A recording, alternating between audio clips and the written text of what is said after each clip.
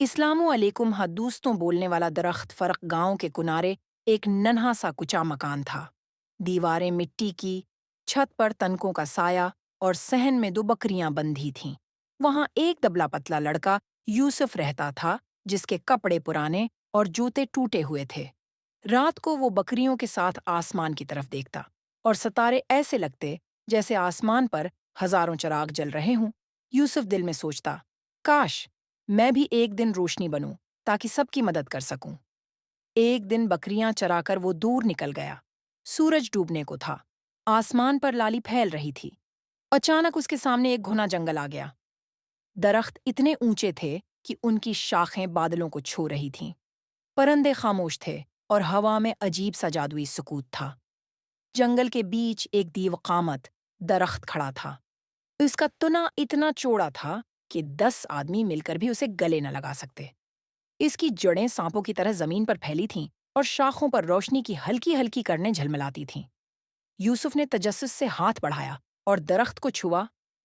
اچانک ایک بھاری آواز ابھری، اے بچے، میں صدیوں سے یہاں کھڑا ہوں۔ میری آواز صرف سچے دل والے ہی سن سکتے ہیں۔ یوسف خوفزدہ ہوا مگر پھر بولا، میں تو ایک غریب چرواہا ہوں، میرے پاس کچھ بھی نہیں، تم مجھ سے کیوں بات کر رہے ہو؟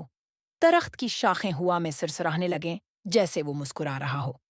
کیونکہ تمہارا دل صاف ہے، میں تمہیں طاقت دے سکتا ہوں، مگر شرط یہ ہے کہ تم ہمیشہ سچ بولنا اور دوسروں کی مدد کرنا۔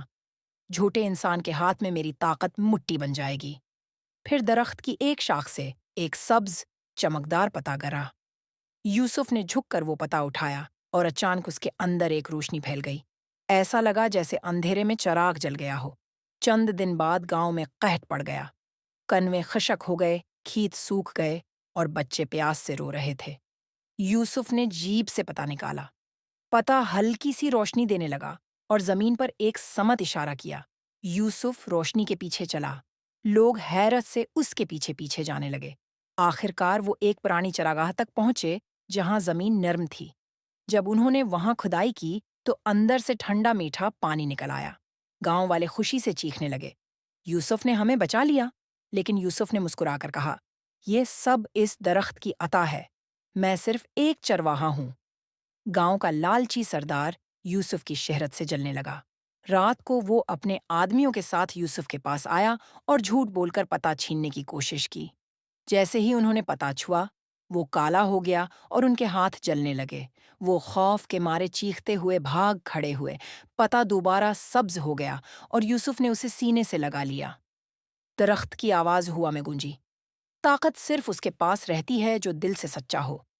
وقت گزرتا گیا۔ یوسف گاؤں کے ہر غریب، یتیم اور بے سہارا کی مدد کرتا۔ کوئی روٹی کے لیے روتا تو وہ اپنی بکری بانٹ دیتا، کوئی راستہ بھٹکتا تو پتے کی روشنی سے اسے منزل دکھا دیتا۔ گاؤں والے اسے روشنی والا چرواہا کہنے لگے اور جنگل کا پرانا درخت اپنی شاخوں کو جھولتا رہتا، جیسے خوشی میں دعا دے رہا ہو۔ یوں یوسف نے سب کو یہ سبق دیا، طاقت دولت یا جادو میں نہیں، بلکہ سچائی اور نیک نیتی میں ہے۔ اور جنگل کا وہ درخت آج بھی کھڑا ہے، اپنی شاخوں میں روشنی سمیٹے، اس دن کے انتظار میں کہ کوئی اور سچے دل والا وہاں آ کر اس کی آواز سنے۔ آپ کو یہ کہانی پسند آیا تو کامنٹ میں بتاؤ، لائک کریں، شیئر کریں اور سبسکرائب کریں۔ شکریہ۔